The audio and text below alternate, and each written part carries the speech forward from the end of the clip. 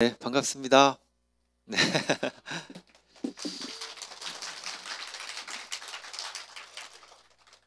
어, 지난 2주 동안 이태리, 스페인, 독일 집회 마치고 어제 들어왔어요. 내일 모레 또 레바논 뭐 이렇게 가야 되거든요. 인도 거쳐서 뭐 이집트 거쳐서 가야 되는데 제가 거기서 유럽에서 그쪽으로 바로 가면 너무 좋은데요. 여러분 때문에 왔어요. 정말로요. 네. 음, 그 비행기 타는 쏟는 에너지나 시간이나 뭐 재정이나 여러 가지를 생각했을 때 안 오는 게 맞는데 이 오늘 이 초청 집회가 먼저 잡혔어요. 저는 무조건 먼저 잡힌 거 먼저 가거든요. 어지간하면 이렇게 뭐 아무리 중요한 일이 잡혀도 캔슬하지 않습니다. 왜냐면 하나님 뜻이 분명히 있을 거라고 믿기 때문에 이 중에 단 한 명이라도 오늘 하나님께 온전히 헌신하는 일이 있다면 그러면 성공한 겁니다. 네, 그 누군가를 위해서 여러분들이 기도해 주시면 좋겠습니다. 어, 어메이징 그레이스를 연주할 건데요. 어메이징 그레이스의 배경 혹시 아시죠? 어메이징 그레이스라는 곡을 만든 사람은 원래 노예선의 선장이었어요. 흑인들을 팔아다가 노예로 팔아넘겼던 노예선의 선장이었는데 그가 죽을 고비를 경험하면서 하나님께 기도해요. 하나님, 만약 나를 살려주시면 내가 내 인생을 아버지께 드리겠습니다. 그리고 기적적으로 하나님께서 그를 살려주십니다. 그리고 그가 온전히 하나님께 헌신하는 일이 일어났는데요. 그리고 나서 그가 쓴 곡이 어메이징 그레이스입니다. 나 같은 죄인, 이 벌레 같은 나 같은 죄인 살리신 주 은혜 놀라와 잃었던 생명 찾았고 광명을 얻었네. 네, 이 찬양의 고백이 오늘 저와 여러분의 고백이 되었으면 좋겠습니다.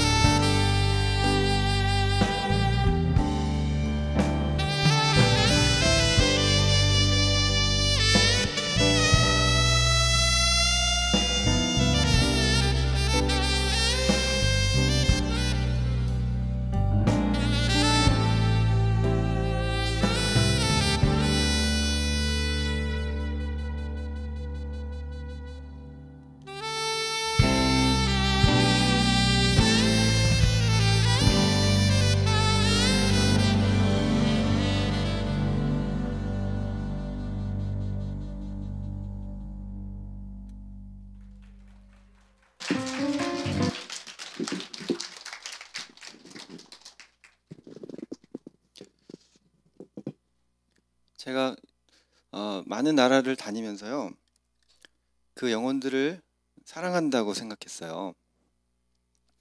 나는 내가 사랑하는 내 아내와 내 아이들 두고 이렇게 떨어져서 장기간을 지내야 되고요. 그리고 저는 월급 받는 사람이 아니잖아요. 그러면 나간 동안에 돈을 못 벌어요. 한국에 있어야 강의도 하고 또 행사도 하고 사역도 하고 레슨도 하고 녹음도 하고 여러 가지들 할 수 있는데 나간 동안에 못 벌잖아요. 그러면 비행기 값 쓰고 거기서 현지에서 체류하는 데 쓰는 비용을 떠나서 여기서 벌지 못하는 수입이 또 있어요. 1년에 한 3분의 1을 나간다 그러면 제 수입의 3분의 1도 없어지는 거고요. 그렇게까지 제가 희생해서 다니는 건 나는 저 영혼들을 사랑하기 때문이야 라고 착각하고 있었어요. 나중에 알게 된 건데요. 그냥 제가 좋아서 했던 거지 그게 내가 그 영혼들을 사랑했던 게 아니더라고요. 저는 일본을 작년에 한 8번 갔는데요. 일본 사람들을 사랑한다고 생각했어요. 사랑한다고 믿었어요. 우리의 믿음도 마찬가지예요. 내가 주님을 사랑한다고 믿고 사는 사람들이 있어요. 내가 주님을 정말로 사랑한다고 착각하고 그렇게 믿고 사는 건 아닌지. 주님을 믿는다고 믿는 사람이 있거든요. 내가 일본 사람들 사랑하는 줄 알았는데요. 독도가 자기네 땅이라고 그러는데 화가 나더라고요. 그게 왜 지들 땅이야, 우리 땅이지. 제가 중국 사람들 사랑하는 줄 알았어요. 중국을 위해서 그렇게 헌신하고 희생하고 다니면서 음식도 안 맞고 또 여러 가지 환경, 또 중국 사람들의 어떤 그 성향들 있잖아요. 그게 그렇게 저한테는 잘 맞지 않거든요. 중국을 가면 한국에 제일 돌아오고 싶을 때가 언제인지 아세요? 중국에 도착하자마자. 좀 무례하고 무질서하고 그런 것들 보면서 속으로 계속 생각해요. 아, 사랑해야지. 이 사람들 사랑해야 돼. 사랑해야 돼. 이건 사랑 못하고 있다는 거거든요. 계속 사랑해야지 사랑해야지 하고 그러고 돌아와요. 제가 그 영혼을 사랑하는 줄 알고 그렇게 다녔는데 알고 봤더니 그냥 지가 좋아서 다닌 거지 사랑했던 건 아니더라고요. 제가 하나님께 기도했어요. 하나님, 내가 저들을 사랑하는 줄 알았는데 하나님 그게 아닌가 봅니다. 그럼 지금까지 제가 했던 건 다 가식입니까? 하나님 어떻게 해야 됩니까? 내가 저들을 사랑하려면 어떻게 해야 됩니까? 그런데 하나님께서 이런 마음을 주셨어요. 네가 그들을 사랑하는 건 너의 몫이 아니다. 네가 잘하는 거 있지 않냐. 너는 그냥 가라 그러면 가. 내가 너를 통해서 내 사랑을 나타낼게. 너는 그냥 순종해. 네가 순종하면 내가 일할게. 그래서 제가 그 뒤로 자유함을 얻고 별로 사랑하지 못한다는 걸 알면서도 사랑하는 척하면서 열심히 다니고 있어요. 그렇게 다니다가 언젠가 제가 깨달은 게 있어요. 정말 하나님께서 내가 하는 게 아니고 하나님께서 하시는구나. 일본을 그렇게 다녔어요. 그 후배 피아니스트가 어떻게 보면 저를 멘토로 생각해주는 고마운 친구인데 저보다 아주 훌륭하게 사역을 잘하고 있어요. 언제 한번 그 친구를 초청하면 좋겠다는 생각도 드는데요. 한국에서 유명한 가수들 세션을 한 10년 정도 하다가 저하고 같이 일본을 들어가게 됐어요. 큰 은혜를 경험하고 나서 일본에 같이 들어가게 됐는데 그때가 쓰나미 지진 피해 입고 나서 그렇게 오래 되지 않았을 때예요. 아직 방사능이 위험하다고 막 난리가 났을 때 제가 일본 가자 그랬더니 이 친구가 형 인터넷 보니까 방사능 위험하대요. 그 음식 조심해야 될 것 같은데요. 괜찮아. 스시나 이런 거 날 음식은 피하는 게 좋답니다. 그래. 근데 그 사람들 다 먹고 사는데 만약 그거 대접해 줬는데 그거 안 먹으면 예의가 아니지 않냐. 괜찮다. 형 그래도 좀 걱정되는데요. 괜찮아. 버섯 이런 거만 안 먹으면 된다 그러더라. 그리고 갔어요. 그랬더니 스시를 대접해 주시는 거예요. 이 친구가 형 그러면서 저하고 눈이 마주쳤어요. 괜찮아. 먹어도 돼. 이런 거 이 사람들 매일 먹는 거니까 괜찮아. 우리 며칠 안 있잖아. 괜찮아. 버섯 같은 거 안 먹으면 된다 그러더라. 그래서 잘 먹었어요. 다음 날 버섯이 나왔어요. 그리고 저하고 형 하고 눈이 마주쳤어요. 그래서 제가 떨리는 목소리로 괜찮아. 야, 이거 먹고 병 걸리면 그리스도인들이 소외된 사람들, 피해 입은 사람들, 그 어려움 당한 사람들 돕다가 병 걸렸다는데 주님께 영광 아니냐? 괜찮아. 이거 먹고 병 걸리면 그렇게 주님 만나면 되는 거지. 그러고서 제가 버섯을 집었는데 손이 이렇게 떨리더라고요. 괜찮아. 먹어도 돼. 그러면서 제가 이거 다른 지역에서 온 걸 거야. 그래서 제가 물어봤어요. 이거 버섯 어디서 났냐 그랬더니 아침 일찍 가서 캐왔대요. 먹었어요. 그리고 그 친구가 헌신했어요. 1년 동안 일본을 한 번 이상씩, 매달 한 번 이상씩 가겠대요. 많게는 한 달에 3번씩도 들어갔고요. 그리고 1년이 지나서 저 이 나라에 헌신하겠습니다. 그래서 그래, 그럼 너 훈련 받아야 된다. 그래서 선교 훈련 받고 정식으로 선교사로 파송받아서 훈련 받고 파송받아서 지금 약 3년째 살고 있습니다. 놀라운 일들이 있습니다. 다 간증하기 길지만요. 아주 놀랍게 사역하고 있습니다. 작년에 또 같이 콘서트를 했어요. 저희가 그곳에서 공연할 때마다 지진 재난 피해자들이 저희들 얼마나 좋아해 주시는지 몰라요. 그동안 뭐 일본의 국민 가수부터 세계 각국의 뭐 한국의 연주자 가수 다들 가서 그들을 위한 위로 공연을 했었는데, 그들이 3주년 때 5주년 때 그들에게 와주었으면 좋겠는, 가장 꼭 와줬으면 좋겠는 뮤지션을 뽑았는데 저와 그 친구를 계속해서 뽑아주셨어요. 그래서 늘 그들 위해서 공연해주고 그들 먹는 거 같이 먹고 그들 집에서 같이 자고, 말도 잘 안 통하지만 그냥 손짓 발짓 해가면서 그렇게 지내고, 그걸 그들이 사랑으로 받으셨어요. 작년에 콘서트 했는데 공연이 끝나고 나서 몇 분이 찾아오셨어요. 한 86세 할머니, 그리고 한 중년의 아주머니이셨어요. 또 여러 사람에게 그 글들을 받았어요. 이런 편지 글들을 받았어요. 근데 그 내용들이 뭐냐면 중년의 아주머니는 쓰나미 피해자예요. 쓰나미 때 모든 것을 잃었어요. 그런데 이분이 얘기하면서 막 울기 시작하는 거예요. 제가 재밌으라고 마지막에 앵콜로 노래를 불러드렸어요. 재밌으라고, 웃기려고 노래를 불러드렸는데 자기는 그 노래 때문에 펑펑 울었다는 거예요. 시작부터 끝까지 울었다는 거예요. 알고 봤더니 그 노래를 자기 친구가 너무 좋아했대요. 그래서 그 미국 가수가 일본에 와서 공연할 때마다 그 공연을 그 친구하고 같이 갔었대요. 그런데 쓰나미 때 그 친구가 죽은 거예요. 그래서 친구에게 그 사람의 CD도 사다가 무덤 앞에 놔주고 그랬는데 마지막에 친구하고 함께 있는 것 같은 기분을 느꼈대요. 그러면서 다시 그 친구가 생각이 나서 신께서 나에게 위로하시는구나를 느낀 거죠. 누구겠습니까? 그 신이 하나님이죠. 왜냐면 우리가 크리스천인 거 다 알거든요. 찬양도 연주, 찬송가도 연주하고요. 그리고 친구 무덤에 가서 다시 노래를 불러줄 거라고 그러면서 막 우셨어요. 주변에 있는 사람들이 다 같이 울었어요. 왜냐하면 그 고통을 겪은 사람들이니까. 또 할머니께서 오셔서 첫 마디가 이거예요. 쓰나미가 모든 것을 가져갔습니다. 내가 사랑하는 가족도, 내가 정말 오랫동안 어릴 때부터 지내왔던 나의 친구도, 나의 집도 모든 것을 가져갔습니다. 지난 6년간 나는 지옥 같은 삶을 살았습니다. 무슨 말을 할 수 있겠습니까? 그냥 다 울었어요.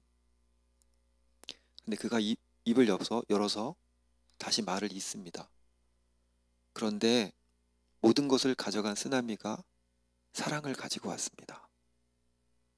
내가 쓰나미가 아니었다면 당신을 만나지 못했을 것이고 내가 이 큰 사랑을 받지 못했을 겁니다. 쓰나미 덕분에 내가 이 사랑을 받았습니다. 이건요, 사람의 사랑이 아닙니다. 여러분, 모든 것을 다, 가족까지 친구까지 모든 집과 재산을 잃고 그렇게 비참하게 살아가는 사람이 쓰나미 덕분에 이 사랑을 받았다고 고백한 건 주님의 사랑이 아니면 불가능합니다. 이 평안과 위로는 주님이 하신 겁니다. 여러분, 혹시 내 마음에 사랑이 부족합니까? 내가 그리스도인으로 살아가면서 이웃을 사랑하는 마음이 부족합니까? 주님께 기도하세요. 여러분이 진심으로 사랑하지 못해도 여러분이 행동하는 그 행동 하나하나 때문에 사람들이 여러분을 통해서 하나님께서 여러분이 함께하는 것을 경험하게 될 겁니다. 요셉이 그랬던 것처럼 요셉을 보면서 하나님이 그와 함께하는 것을 봤다 그랬거든요. 여러분의 삶을 통해서 세상 사람들이 하나님이 여러분과 함께하는 것을 보게 될 것이고 그 하나님의 사랑을 경험하게 될 겁니다. 내가 아무리 방언을 하고 천사의 말을 해도 내 마음에 사랑이 없으면 아무 소용없습니다. 산을 옮길 만한 믿음이 있어도 내 마음에 사랑이 없으면 아무 소용없습니다. 여러분, 근데 그 사랑이, 내가 사랑이 부족해서 사랑 못한다면 의미 없는 겁니까? 아니면 그 사랑 할 수 없는 겁니까? 내가 은혜를 경험하면 가능합니다. 성령님 내 안에 임하시면 저절로 사랑이 됩니다. 성령의 9가지 열매 중에 첫째가 사랑입니다. 그럼 내 안에 성령이 임하시면 사랑이 되는 겁니다. 여러분, 은혜를 경험하고 나면 모든 사람이 다 귀해 보이지 않습니까? 옆에 있는 친구가 미웠던 남편이, 사랑하는 동생이, 그렇게 끔찍했던 사람들도 다 귀하게 여겨지잖아요. 내 안에 성령님 임하실 때 그게 경험이 되거든요. 제가 이 시간에 내가 천사의 말한다 해도 찬양할 텐데 마음속으로 한번 기도하시면 좋겠어요. 하나님, 내 안에 사랑이 부족한데 저에게 은혜해 주십시오. 주님 주시는 그 은혜로 내가 이 세상 사람들을 사랑하며 살겠습니다 라고 고백하시면서 이 찬양 들으시겠습니다.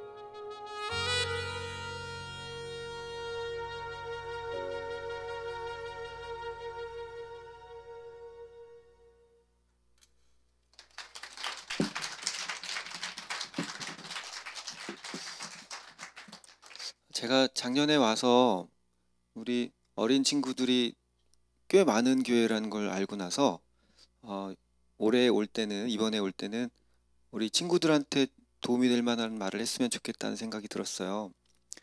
제가 그 유학생들도 참 많이 만나거든요.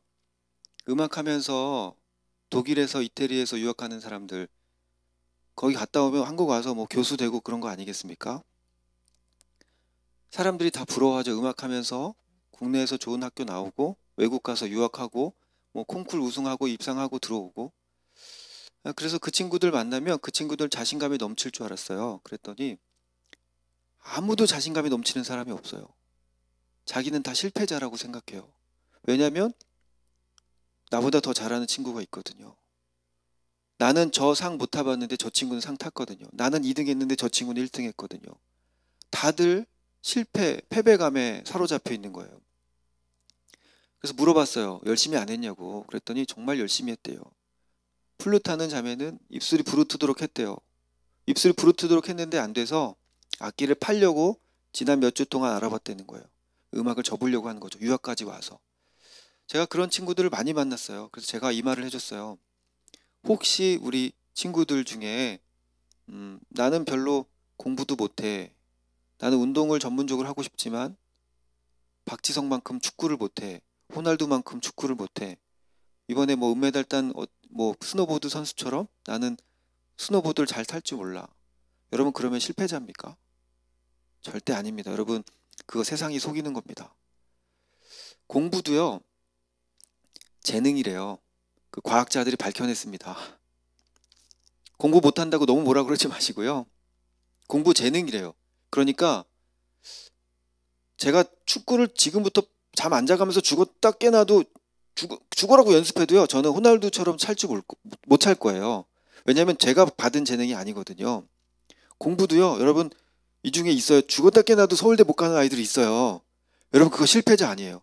수능 망치고 막 뭐 자살이네 어쩌네 그런 생각 절대 하지 마세요. 여러분 그거 세상이 속이는 거예요. 열심히 했으면 됐어요. 내가 열심히 했는데 반에서 10등밖에 못했어. 나는 잠 안 자가면서 열심히 했는데 10등밖에 못했어. 그럼 괜찮아요. 격려해 주세요. 왜냐하면 여러분은 2달란트 받은 거예요. 우리는 2달란트 받았는데 5달란트 못 남겼다고 나 스스로 실패자라고 생각하는 거예요. 여러분 2달란트 남긴 사람한테 주인이 찾아와서 그래요. 착하고 충성된 종아, 네가 작은 일에 충성했다. 5달란트 남긴 사람한테 착하고 충성된 종아, 네가 큰 일에 충성했다. 그럽니까? 작은 일에 충성했대요. 그러니까 하나님 보시기엔요. 2달란트 받은 사람과 5달란트 받은 사람이 받은 만큼 남긴 거에 대해서 똑같이 보세요. 영역이 다른 거예요. 크게 쓰임받고 작게 쓰임받고가 아니고요. 영역이 다른 거예요. 세계적인 연주자만 있을 수 있습니까? 그러면 동네에 있는 아이들은 누가 가르칩니까? 여러분 장한나요? 첼리스트 장한나 알죠? 우리나라뿐 아니라 세계적으로 유명한 첼리스트예요. 장한나가 자기 인생의 최고의 선생님을 누구로 꼽았는지 아세요? 미샤 마이스키라는 세계적인 첼리스트 있어요. 제가 옛날 테이프 시절에 어린 나이에 그 첼로가 너무 좋아서 테이프를 돈 주고 산 제가 요요마도 다운받았는데 장한나는 그 미샤 마이스키는 제가 돈 주고 샀어요. 미샤 마이스키한테 장한나가 배웠거든요. 당연히 미샤 마이스키라고 얘기할 줄 알았죠. 그런데요. 장한나가 이렇게 얘기하는 거예요. 미샤 마이스키 선생님한테 배웠어요. 그분 너무 훌륭하신 분이죠. 그런데 제 인생의 최고의 선생님은 하면서 다른 사람 얘기하는 거예요. 누군가 봤더니 자기 어릴 때 아주 유명한 선생님이 아니고요. 그냥 대학교에서 전공하는 알바로 자기 가르쳐주던 선생님이에요. 언니라고 얘기하더라고요. 자기가 원래 첼로를 때려치고 싶었대요. 첼로 때려치려고 마음먹었는데 첼로를 때려치려고 했다가 집이 이사 가면서 선생님이 바뀐 거예요. 엄마가 급한 김에 이렇게 동네에서 전단지 이렇게 전화번호 붙여놓은 거 이런 걸 뜯어서 이렇게 연락을 하신 것 같아요. 그래서 급한 대로 그냥 대학교에서 전공하고 있는 언니를 레슨을 붙여준 건데 장한나가 첼로를 다시 하고 싶어졌대요. 왜냐면 이 언니가 가르쳐줄 때 자기가 너무 행복했다는 거예요. 너무 잘한다. 넌 어떻게 이쁜 애가 그렇게 첼로도 잘하니? 그러면서 딸기도 먹여주고. 그게 자기 너무 행복했던 거죠. 그래서 난 첼리스트가 될 거야. 마음을 먹고 열심히 하게 됐대요. 그럼 여러분한테 묻고 싶습니다. 미샤 마이스키가 크게 쓰임받습니까? 아니면 그 언니가 크게 쓰임받습니까? 장한나를 만든 사람이에요. 그리고 장한나를 통해서 제2의 장한나들이 수도 없이 많이 나오고 있어요. 그러면 엄청난 영향력입니다. 그런데 우린 자꾸 최고가 되어야만 영향력이 있다고 생각해요. 고지를 점령하는 건 맞습니다. 그런데 그건 목적이 아니에요. 도구입니다. 내가 고지를 점령하는 건 내가 전쟁을 유리하게 하기 위한 도구이지 그것이 목적이 아닙니다. 여러분 토끼는요. 이미 거북이보다 빨라요. 그런데 거북이가 이겼잖아요. 왠지 아세요? 토끼는 거북이를 봤어요. 거북이는 목적지를 봤습니다. 그래서 이길 수 있었어요. 공부 못해도 괜찮아요. 음악 잘 못해도 괜찮아요. 대신 2달란트 받은 사람이 2달란트 남기는 거 이거 어렵습니다. 그래서 최선을 다하셔야 돼요. 중요한 건 뭐냐면 낮아져서 섬기는 거예요. 그게 영향력입니다. 우리 시각으로 봤을 때요. 가장 실패한 자가 누구냐면 예수님입니다. 왜냐하면 왕으로 오셨어야죠. 딱 나타나가지고 산을 들어서 바다에 던지고 막 불 뿜고 그래야지 멋있는 거 아닙니까? 근데 예수님이요. 하나님인데 가장 높은 곳에서 가장 낮은 곳으로 내려오셨어요. 그가 궁궐에서 태어나셨습니까? 궁궐에서 태어나면 궁에 있는 사람들만 만날 수 있잖아요. 누군가의 집에서 태어났으면요. 그 집에 있는 사람들 외에 다른 사람이 들어오긴 좀 어렵습니다. 그런데 마곡간이 집 안에 있어요? 집 밖에 있어요? 집 밖에 있어요. 그러니까 집이 없는 행인들도 주님을 만날 수 있도록 주님이 가장 낮게 오셨어요. 예루살렘 입성할 때 백마 타고 가셨어야죠. 멋있게. 백마 타고 병거를 이끌고 가셨어야 되는데 사람을 한 번도 안 태워본 어린 나귀. 그것도 내 것도 아니에요. 빌려서 탔어요. 내가 쓰겠다 그러면 빌려줄 거라고 그래서 얻어 탔어요. 여러분 어린 나귀 탔더니요. 나귀에 탔는데 나하고 눈높이가 비슷해요. 뒤뚱뒤뚱 얼마나 유치하게 가겠습니까? 예수님 그렇게 사셨어요. 그런데 우린 자꾸 더 많이, 더 높이 이거 생각하는 거죠. 낮아져서 섬기는데 영향력이 있습니다. 낮아져서 섬기시는 저 여러분 되셨으면 좋겠습니다. 내 영혼이 은총 입어 중한 죄짐 벗고 보니 슬픔 많은 이 세상도 천국으로 화하도다. 높은 산이든 거친 들이든 초막이든 궁궐이든 내 주 예수 모신 곳이 그 어디나 하늘나라. 할렐루야 찬양하세. 내 모든 죄 사함 받고 주 예수와 동행하니 그 어디나 하늘나라. 낮아져서 섬기시고 주님과 함께 행하시는 동행하시는 저와 여러분 되셨으면 좋겠습니다. 이 찬양 마지막으로 드리고 저는 물러가겠습니다. 감사합니다.